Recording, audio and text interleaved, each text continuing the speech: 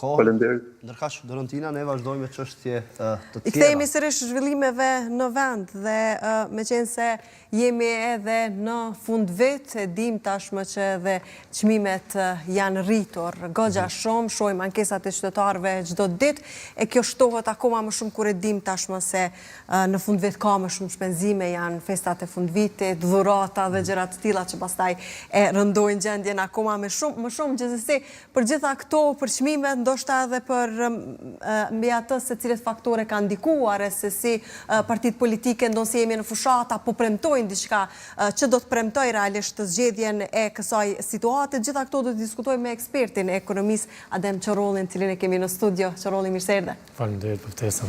Ishit në studio teksa të përshkonin pamjet e protestes në Shqipëri, ndërkaq ka pasur realisht edhe reagime mbi atë se si ka rritje të çmimit të energjisë, të produkteve bazë ushqimore, pra, dhe nuk kemi protesta të tilla të qytetarëve që ndoshta i kundërshtojnë të gjitha ato që në një farë mënyrë ja rëndojnë jetën vetë qytetarit. Nuk kemi parë protesta të tilla këtu në Kosovë që një kohë. Realisht rritja kërkesa për protest apo thirrja për protest, rritjes energjike për familjet, kur patëm deri në 15%, po nga kjo zyre nga kjo studio kemi bë thirrje për pjesëmarrje, kurse po të ndodhte kjo në Kosovë, Kosova do të shpëtonte edhe nga tregu i hapur i energjisë elektrike, sepse sot po jetojmë tregun e hapur, kushdo që e arsyeton një rritje, sepse eurozona si element nuk e lejon një lëvizje të çmimeve deri në 3%. Në rast se lëviz deri në 3%, dikush do të jep dorëheqje dhe dikush do të shkojnë në shtëpi. Por në Kosovë ne kemi për momentin 5.3%, jo të vitit, e kemi të muajit. Llogarit, nëse ti sot ke ble diçka €1 dhe 5.3% do ta kish nesër. Po 5.3% do ta kesh edhe në janar. Nuk po shtohet 5.3%. Për ta kuptuar më mirë, unë nuk dua të mirëm me produkte të luksit, sepse tashmë korrupsionin këto institucione është bë vërtet.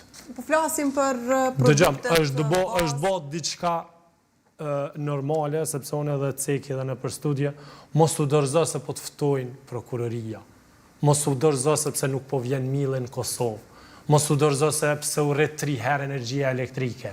Mos u dorëzo se u mbyllën 4 biznese të sektorit prodhues industrial. Mos u dorëzo sepse kemi 6 miliardë rritje të importit.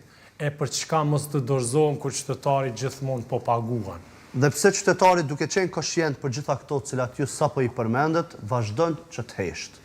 Dëgjam, më së miri e arsyeton një barsolet të fushës ekonomike, thotë mbreti filloi ta vazhdon atë udhëheqjen e vet dhe ju tha për 5 vite do t'ja marrë edhe baktit, do t'ja marrë edhe parët në harka, do t'ja marrë edhe fëmit për të punu, do t'ja marrë edhe të gjithë mirëqenien që keni.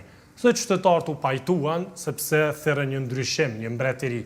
Po pastaj kërkesa e qytetarëve ishte sa zgjatë. Por pas 5 vite tha, a do t'na tërheq këto? Ju, tha, do të mësoheni. Kështu që qytetarët e vendit tonë janë mësu me këtë udhëheqje. Të fton prokuroria mos të shkon. Të mungon mielli të mos arsyetot dhe plus ministria të fton. Të punësohë, shembull, ne jemi eksperta, jemi doktora. Asnjë institucion i këtij pushteti nuk më ka ftuar ta jap një këshill për një ndërmarrje publike. Më herët ka ndodhur kjo. Kemi pas një demokraci liberale të fushës ekonomike. Ishte një element i jashtëzakonshëm i kandidatit për kryeministër Bedri Hamza për Abdullah Hotin, siç i dha mirësinë institucionale, i dha mirësinë profesionale. Kjo gjuhë duhet jetë në institucionet vendit. Po jo të jetë mjoshe, hajvan në institucionet tjera. Dhe kjo e Shqipërisë do të ndodhë shumë shpejt në Kosovë. Nëse vazhdohet me këto institucione, nëse vazhdohet me këto ritme, sepse rritja e pagës minimale dhe rritja e energjisë elektrike në 3 fish, sot nga kanë ardhur faturat e energjisë dhe gjithë qytetarët sot do t'i marrin. Kemi pas 90 euro energji elektrike në dorë 2000 këtij viti dhe sot e mbylla me 175 euro. Jam 7 antar. Të njëjtat kushte i kam. Po flas vetëm nga vete. Dëmon, një qytetar i Republikës që punon në institucione shtetërore, energjia elektrike ja ka marrë 33% të pagës tij. Çka pastaj për shkollim? Edhe 5% i ka më shtrejt në ushqim. Unë kam marrë vetëm disa dhana pjentit statistikave, jo nga unë, jo nga urrejtja politike. Janë dhana që zyra e kryeministrit i dërgon në endin e statistikave dhe ai publikon. Pi marrë disa. Orizi 1,40 € në 2021, 1,73 € në 2025. Mielli 0,60 cent, 0,83. Buka 0,25 në 2021, 0,70 cent në 2025. Qumshti 0,50 për litër, 1,25 në 2025. Vezë 2,5 € në 2021, 5,40 € në 2025. Vaj ushqimor 0,85 për litër, 2,40 € në 2025. Sheqeri 0,70, 1,20 cent. Uji mineral 0,15 dhe 0,38. Mbasi jemi të uji mineral, më lejoni ta bëj një thirrje për Ministrin e Punëve të Brendshëm, ku forcat policore ne që i kemi në veri, në pikat kufitare më kanë kërkuar t'i kërkoj ministrit që t'ju dërgon ujë, sepse nuk ju ka dërgu ujë. Një shujtje të policisë e 4 jek, një pashtet dhe një lëng të vogël, je ka të rjek prej menys për policë, forcat speciale. Dëmon, elita kryesore e policisë sot në veri është pa ujë. Bëj thirrje edhe nga kompanitë e ujit. Shpjegim edhe nga Ministria për Po sigurisht, po bëj thirrje që të paktën nga Ujë Rrugova apo nga Monka apo krejt firmat që janë të Kosovës që mos të bëj marketing, ta bëjnë një sponsorim të tillë dhe ti dërgojnë policisë ujë, sepse çdo polic sot nuk ka me vete armë, po ka një bidon me vete në pikën e punës. Dhe ne po flasim për mirëqenie dhe ne po flasim për begati. E quajmë këtë begati? Qorolli, si po e shem me qenë se po flasim për rritjen e vazhdueshme të çmimeve në anën tjetër jemi në fushatë zgjedhore. Si po e shet qasjen e partive politike karshi kësaj, sepse ajo që kemi dëgjuar më së shumti gjatë këtyre 7 ditëve sa jemi në fushatë është rritja e pagës. Mirë, po fushat të tjera duket se po lihen anash. Dëgjoj, fushat politike apo fushatat politike gjithmonë prekin atë që s'është punu. Gjithmonë prekën aty ku është pushteti më i dopt. Gjithmonë prekun aty ku është pushteti nuk din. Nuk ka vepru dhe nuk ka kuadro për të vepru. Unë shpesh e lidhi, pse mos të ndërhyjet në politika sociale? Për rritim pagën minimale 415 €. E din që penzioni me ligjet të Bashkimit Evropian nuk guxon të jetë më vogël se 15% pagës minimale. Çdo shtresë sociale, nëse paga minimale mrin 415 €, asnjë shtresë sociale nuk guxon të jetë në 350 €. Ku i kemi ne pensionet? Si të na jetojnë moshatarët? Kemi pagesat e fëmijëve 0 deri në 16. Pa i 17 vjet? Pa i 18 vjet pa i mbush? A nuk është adoleshent që familja ka nevojë 2 fishin për atë fëmijë? Domthon, këtu është një shkelje ligjore. Po ne po bëjmë fushat për ata që janë institucione shtetërore. Rritët paga e domosdoshme dhe nuk është rritje. Sepse gjitha partitë po e pa përjashtim të gjitha po e premtojnë. Rritje, unë do të quaja nëse unë e kam pagën 1.000 € dhe inflacioni është rrit 20% dhe unë e kam rrit 1.200 €. Dhe me rritjen e pagës unë jam sot 1.200 € dhe për shtatët e inflacionit. Me gjitha së bashku, rritën çmimet, rritën të hyrat, rritët konsumi, por rritën edhe të ardhurat. Dhe nëse unë pastaj marr një koeficient dhe kam fuqi kursyese, cila familje sot në institucione shtetërore ka fuqi kursyese? Të paktën 10%. Ne i shohemi kush ka pas rëmje. Ato që nuk kanë shitje, ato binë. Blerjet e veturave, kërkesat për bileta, produktet e prodhimeve industriale kanë ra. Prodhimi metalit ka ra. Pse? Sepse nuk është u punu. Afër 40 biznese me mbi 50 punëtor. Nuk figurojnë më në listën e ndërmarrjeve. A i kanë ullë punëtorët mës të mi kap tregu i hapur, apo i kanë mbyll dhe kanë ikë për Shqipëri, Maqedoni, Malzi, në institucione ku ato janë institucione që i jipët prona, i jipët institucioni, i jipët penzioni dhe i jipët gjitha taksat për 3 vjetë. As një obligim, një biznesmen nëse viziton këto 3 shtete, nuk ka as një taks vetëm për të investu. Dhe çka e pret në Kosovë? 30 kontrolla brenda mujit. Dhe nëse sot një ndërmarrje është të punu, aq shumë ka kontrolla institucionale, sepse institucionet s'kan kënd ta kontrollojnë se janë bloku. Dhe kur ka thonë buxheti 4 miliard, e kanë proklamu. Unë kam thonë që është afër 6 miliard. E kanë mbyll që pastaj nëse mendohet të shkohet në prill ose në maj, në zgjedhje të rritet për 1.5 miliard, sepse janë këta shumë të zot. Në këtë buxhet 4 miliard, i vetmi që duhet të gëzohet është shteti i Serbisë. Sepse afër 6 miliard i ka marrën në pushtetin e tyre 2021-2025. Me 2.5 miliard buxhet i kemi dhënë 6 miliard. Llogarit sot do t'i japi me 4 miliard buxhet. Serbia do të gëzohet deri me 10 miliard, do të ketë qarkullimin mes Kosovës dhe Veçorolli, Serbisë. duke i përmendur gjitha këto, e shtroi edhe Dorantina si pyetje, për të rikthyer tek ajo. Cilat janë gjasat reale faktikisht që këto premtime, cilat kryesisht kanë bëjnë me pagat edhe me mirëqenien e njerëzve, marr parasysh realitetin në cilin ndodhemi sot, edhe të bëhen realitet qytetarëve, sepse në fund ditës qytetarët janë ata cilë pësojnë pikërisht nga gjitha këto cilë ju i përmendet gjatë kohës apo bisedave. Realisht unë kam përcjell fushatën edhe të PDK-s edhe të LDK-s. Kontacioni i befasisë time ishte me LDK-n sepse është një parti e qendrës djathtë dhe nuk guxon të lëshohet në pjesën e socialeve. Nuk guxon të lëshohet në pjesën e rimbursimit, kurse PDK-ja gjithmonë ka pas fushë dhe pikë qendër kuadrët në pushtet. Dhe realisht të dyja janë të përafërta me një klidhmë buxhetore që realisht ka buxhet. Po ajo që mua nuk po më pëlqen nga 3 partit, asnjëna nuk po e mendojnë që fokusin kryesor duhet të ketë në komuna. Sepse ne po thojmë mos u dorëzo, po 40% e komunave i kemi në bankrot. Asnjë nuk po përmend sigurimin shëndetësor, që është primare uljeve kostove të gjitha produkteve që i marrim. Asnjë nuk po përmend ndaljen e tregut hapur dhe të hapët me korniza buxhetore të planifikuara në rimbursim të korporatave. Në ato ku preket më shumë, sepse po preket çmimet. Me prekjen e çmimet po preket edhe kosto e jetesës për çdo qytetar.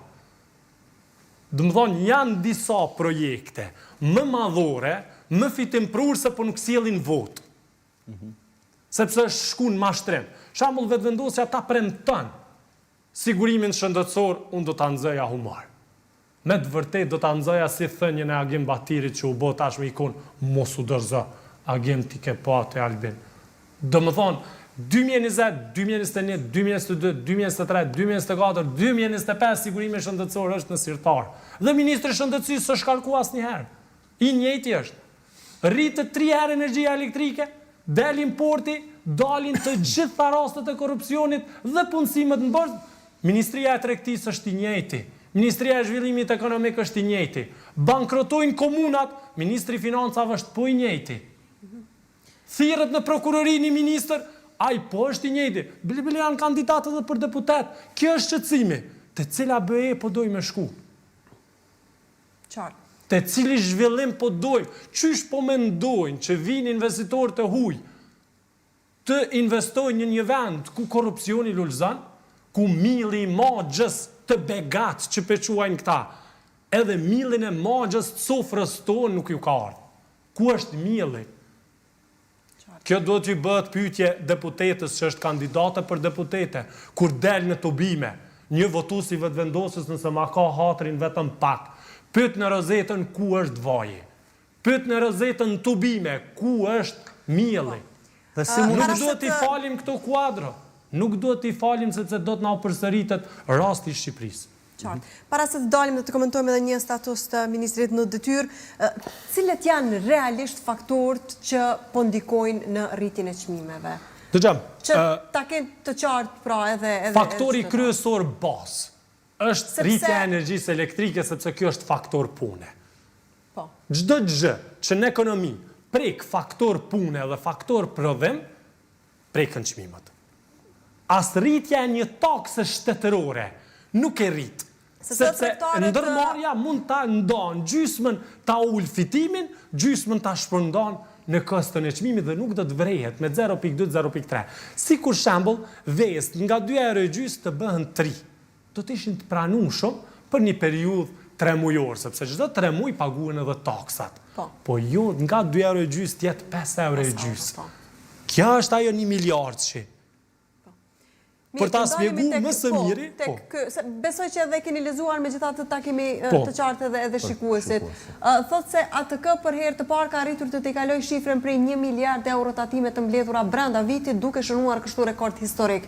Ky rekord është arritur ende pa përfunduar viti fiskal me datë 16 dhjetor. Kjo arritje përbën më shumë se 2 fishim të mbledhjes së tatimeve brenda vendit nga 467 milion euro sa ishte në mbi 1 miliard euro për 5 vite.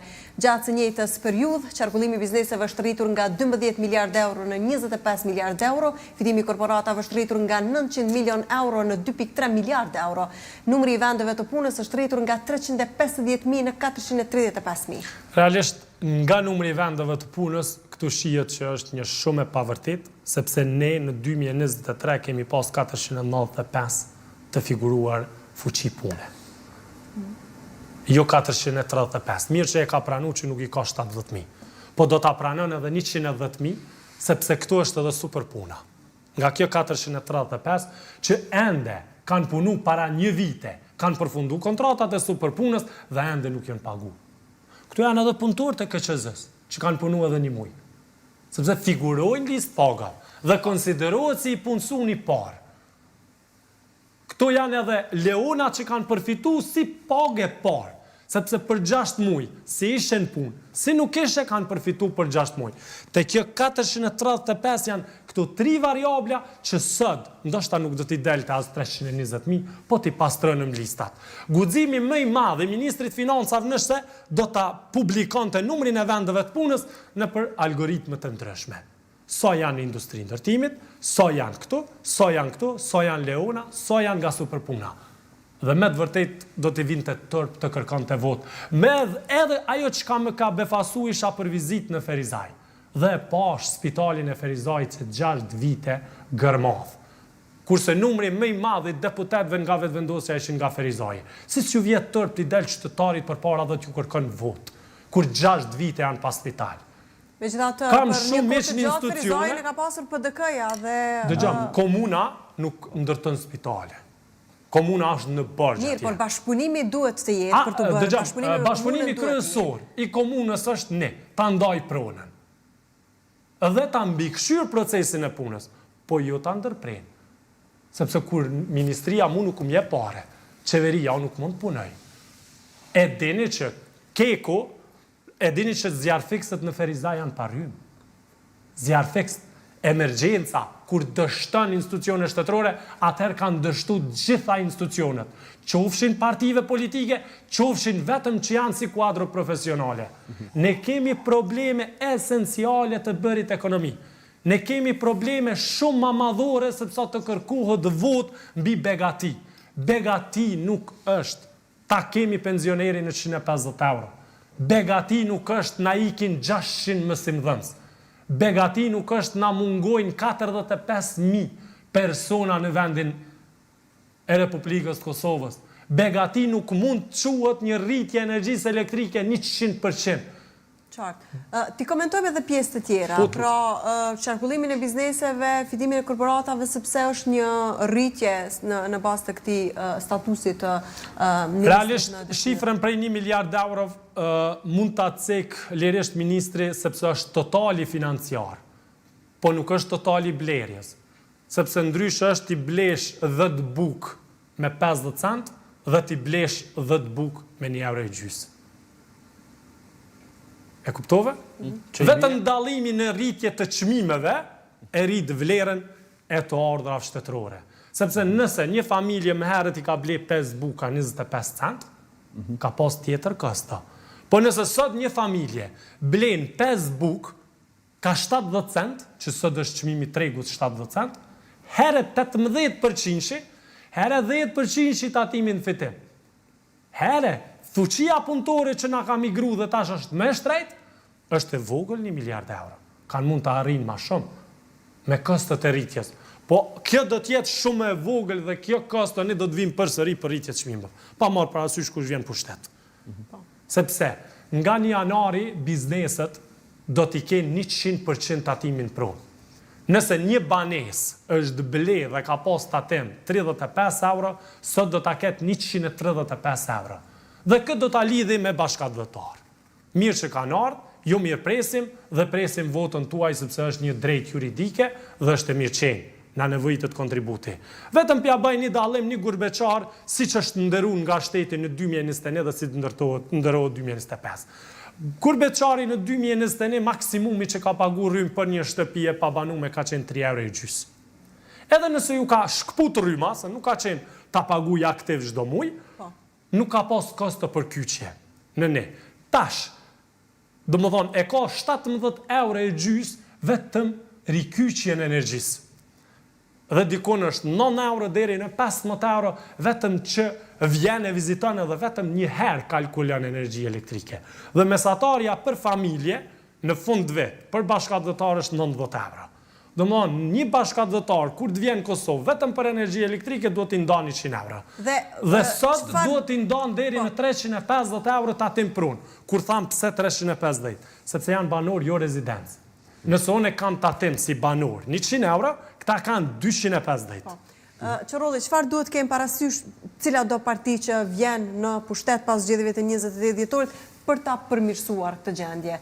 Sepse realisht çmimet në përmarkete janë të krahasueshme me ato të vendeve evropiane. Ndonse edhe atje ka pasur rritje, megjithatë tek ne pagat nuk janë rritur që pastaj vështirësojnë paralel dhe me sipas të dhënave të eurozonës. Parasysh të gjitha partitë politike cila do që po tregoj sipas të dhënave të eurozonës kemi 2.2% të rritjeve të çmimoreve në kontrast me 2024-2025. Dhe rritjen e pagave kemi 9.8%.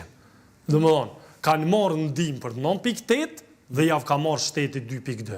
Ende është një boshllëk i fuqisë kursyese afër 6% për krejt banorët e eurozonës. E kuptove? Vetëm në Kosovë e kemi 5.3, rritjen e pagave kemi 0.4%.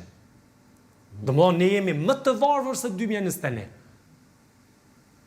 Çka duhet veproj? Hapi parë që duhet ta merr institucioni është të mirët me tregun e hapur dhe ta ndalon. Hapi 2 është kontrata kolektive varfria e komunave. Dhe hapi 3 që duhet gjithçysh është investimet kapitale të kalojnë deri në 40% të buxhetit të Republikës të Kosovës. Dhe pastaj të mendohet me koeficientin e pagës dhe pastaj të mendohet për rritjen e pagave. Po këto të rritparat nuk janë të njoftun për qytetarë dhe nuk i din mirësitë që mund t'ja sjell. Për atë nuk ju sjell votë. Sepse këta nuk flasin me shifra që e kupton bota ekonomike, po flasin me shifra që e kupton edhe ai që nuk din asgjë. Dhe kjo është një proklamim buxhetor. Unë e kam thonë para këtyre zgjedhjeve në 2024, kur i ndan 50 euro se sot ose nesër pritet më së largu t'i ndahen edhe 50 euro, 100 euro për krejt shtresat sociale. Do t'jemi bashkë sigurisht musafir për qasjen e njëjtë. Domthon ka dhënë 50 euro për të moshuarin, po ja ka marrë 500 euro nga rryma, ja ka marrë edhe 500 euro nga ushqimi. Dhe sot, ju ftoj edhe të moshuarit edhe të fëmit. Nëse ju ndan shtetin 100 euro, dhe të moshuarit nëse ju ndan shtetin 150 euro, sigurisht, ne jemi familje mëdha dhe nuk i lajmë prind vetë. Gjithmonë prindi jonë është me njërin djalë. Është me njërin vajzë, po asnjëherë nuk e lajmë vetë. Sepse afërsia dhe edukimi i Kosovës është po i tillë. Ju lutem që qatë 150 euro t'ja jep një fëmis, sepse djali tyre që ju këshyr, sepse gjithën e ka bëzhë rrymë. Sot shturta është mëse e varfër. Sepse jemi krejt në fund, a janë reale këto premtime që po bëhen për rritjen e pagave, sepse po shohim premtim do të rriten pagat për 50% dhe premtime të tjera. A janë reale? A mund ndodhe realisht me buxhetin që edhe ka Kosova? Realisht edhe për rritjen e pagave 50% ka buxhet. Ka qarkullim buxhetor dhe ka qarkullim institucional. Po. Dhe mund të realizohet. Po, realisht janë të pranueshme, po për mua nuk janë. Ose ndihmon qytetarin më pas. Realisht do të ndihmon qytetarit për të jetuar më mirë, për t'ja lehtësu jetën, po do t'i ndihmon importit dhe prodhimeve serbe edhe më mirë. Ai që e don vendin, ai që e don shtetin, ai lider që duhet ta udhëheq, duhet të fokusohet tek investimet kapitale. Aty është çelësi i zhvillimit ekonomik, aty është rritja ekonomike, atje është pasuria e komunave, aty është produktiviteti i punës mes sektorit privat dhe mes sektorit shtetëror. E krejt për fund, çfarë skenar mund ta presin Kosovën nëse këto që ju i përmendet edhe nuk ndodhin? Realisht shumë është prit që unë t'jem në listat për deputet, po realisht jemi parti pa lider, kështu që fokusi kryesor është që 90% e partive, 1 ose 2 mund t'i ketë parti lidere, gjitha janë karierist, kështu që unë do t'i pres lidert të lirohen dhe të vinë, atëherë do t'jem kandidat për deputet dhe do t'ju jep edhe mendimet fushis ekonomike dhe ju bëj thirrje qytetarëve të mos votojnë persona të korruptuar, të mos votojnë njerëz që fyjen nëpër studio dhe të mos votojnë njerëz që nuk dhanë asgjë produktivitet. Që i bie Dhe se të nuk mos do ta votojnë votojnë ata askan, që morën paga për ndryshuar